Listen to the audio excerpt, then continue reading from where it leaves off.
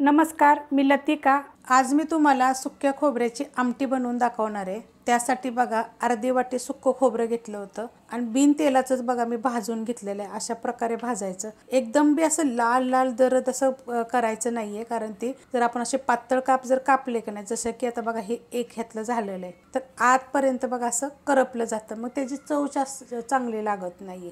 हे एवढं नाही करपलेलं बघा, हे असं ह्या साईडून तर तुम्हाला थोडंसं व्हाईट दिसत असेल आणि ह्या साईडून थोडंसं काळं दिसत असेल, तर त्यासाठी बघा असं एकसारखं हलवून हलवून किंवा असे जर न तुकडे करता तुम्ही खिसून जरी घेऊन जरी भाजलं ना तर चालेल। पण ही एक वाटी आहे, त्यासाठी एक मीडियम आकाराचा कांदा घेतलेला आहे, तो पण मी बिन तेलाचाच असं भाजून घेतलेला आहे। काय होतं माहिती आहे का, हे सगळं जर मी दाखवायला गेले ना तर व्हिडिओ खूप मोठी होते आणि व्हिडिओ पूर्ण कोणी बघत नाही, स्किप करून बघतात।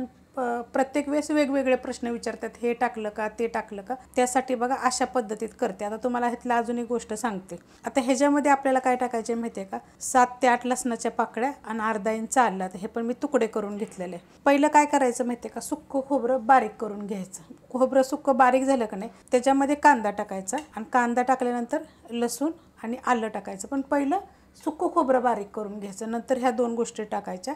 तर आता हे मी बारीक करून घेते। मिक्सरला बघा बारीक करून घेतले, पहिलं खोबरं केलं, खोबरं बारीक झालं की मग त्याच्यामध्ये कांदा लसूण आणि आलं टाकून हे बारीक करून घेतलेलं आहे। अशा पद्धतीत बारीक करायचं। कढई ठेवली बघा गरम करायला आणि त्यात टाकलेलं आहे अर्धी पळी तेल।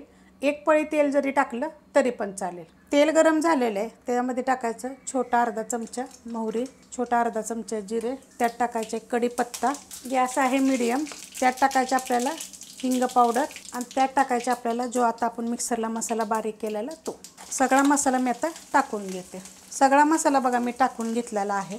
गॅस मीडियमच आहे आणि मीडियम गॅसवर एक 2 मिनटं आपल्याला हे परतून घ्यायचे। परतून घेतलेलं आहे बघा, असा कलर येतो बघा, एकदम लाल भडक असं होतं, मस्त भाजलं जातं। आणि पहिलं पण आपण खोबरं कांदा हे सगळं आपण भाजूनच घेतलेलं असतं।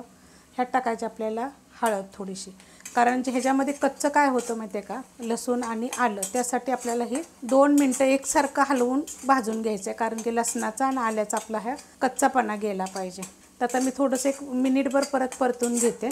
मिनिटभर बघा मी परतून घेतलेलं, असं तेल सुटलं पाहिजे मसाल्याला चांगलं। गॅस करणार आहे आता बारीक, आपण आता ह्याच्यात मसाले टाकून घेऊया।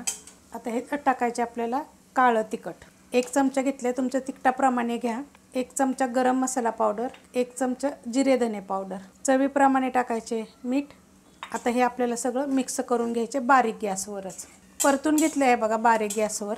आता ह्याच्यामध्ये टाकणारे मी थोडीशी एकदम कोथिंबीर। आपलं काळं तिखट म्हणजे काळा मसाला बरं का, त्याची पण रेसिपी मी अपलोड केलेली आहे। काळं तिखट तुम्हाला सांगते की आपला कोल्हापुरी मसाला, घाटी मसाला, कांदा लसूण मसाला, सगळे मसाले आपल्या चॅनलवर अपलोड झालेले आहेत। आता ह्याच्यात आपल्याला टाकायचे गरम पाणी। आपल्याला ह्याच्यामध्ये बिलकुल थोडंसुद्धा आपल्याला ह्याच्यामध्ये साधं पाणी टाकायचं नाही, गरमच पाणी टाकायचं।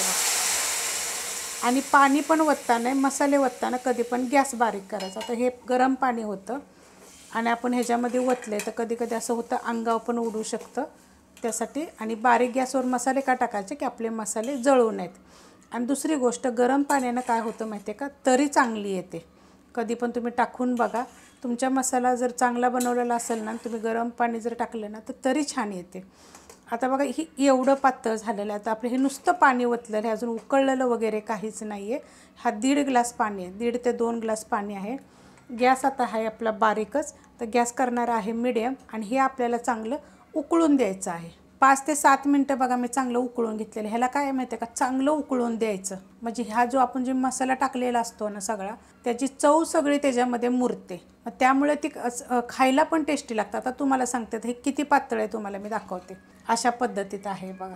आता ही घट्टच आहे बघा, ही थंड झालं की थोडंसं घट्ट होतं, पण हे अशा पद्धतीतच लागतं। आता तुम्हाला पाहिजे जर अजून घट्ट पाहिजे तर तुम्ही ह्याच्यामध्ये काय टाकू शकता, जी आपली फुटाण्याची डाळ असते ना, त्याला डाळं म्हणतात, त्याचं पण तुम्ही 1 चमचा किंवा अर्धा चमचा पीठ करून टाकू शकता ह्याच्यामध्ये। नाही तर जर तुम्हाला पाहिजे तर तुम्ही ह्याच्यामध्ये 1 चमचा बारीक चांगले खरपूस शेंगदाणे भाजायचे, एकदम बारीक, जसं आपण खोबरं आता बारीक केले अशा पद्धतीने एकदम बारीक जर केलं ना, लाल भडक असे शेंगदाणे करून, तर त्याची पण चव एकदम मस्त येते। आपल्या चॅनलवर सगळ्या रेसिपी मी पारंपरिक जुन्या पद्धतीच्या मी अपलोड केलेल्या आहेत. थोडा फरक म्हणजे कसं आता मी ह्यात कढीपत्ता टाकलेला अशा पद्धतीमध्ये, तर छान लागतात. आणि ह्याला बघा तरी किती सुटलेली आहे, मस्त असं होतं. आणि आपलं जे खोबरं असतं ना त्याला पण आपण जेव्हा बारीक करतो ना मिक्सरला भाजल्यानंतर त्याला सुद्धा तेल चांगलं सुटलं जातं. तर मस्त बघा एक नंबर झालेलं आहे. अशा पद्धतीत तुम्ही करून बघा, चवीला आपला तू लागतं भाकरीवर भातावर खा. रेसिपी आवडली तर लाईक करा, सबस्क्राईब करा, कमेंट करा आणि शेअर बी करा.